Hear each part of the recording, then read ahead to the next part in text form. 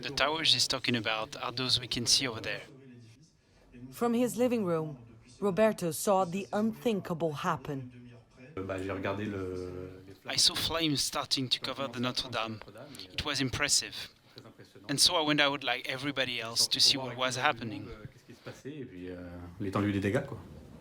And while Roberto and the entire world watched in shock as powerful flames engulfed one of the most important monuments of France, firefighters raced against time. Nearly 500 men fought until the early hours of Tuesday to completely extinguish the fire. It's such a waste to see this church destroyed like this, seeing as how it was supposed to be renovated to be even more beautiful. Nothing will be the same again. Guillaume also lives down the road from the church and saw the fire that threatened to destroy the Notre-Dame Cathedral on Monday evening. For him, standing idle while the church burned was the hardest part of what felt like an endless night, one that brought back memories of another tragedy. It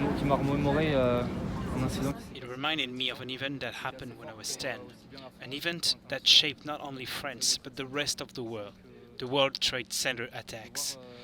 To see this monument on fire and notably this column on top of the monument collapse, it made me feel the same way I felt when the Twin Towers crumbled.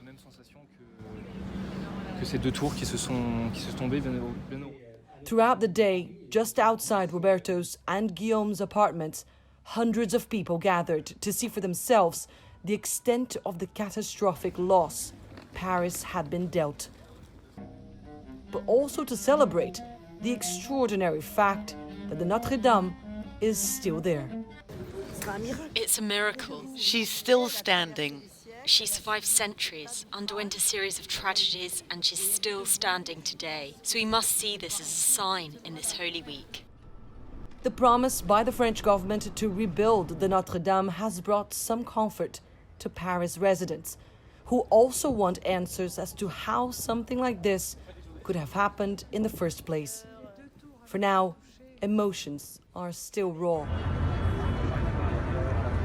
And the terrible images of one of France's biggest symbols ravaged by fire are likely to stay forever engraved in the memory of this city.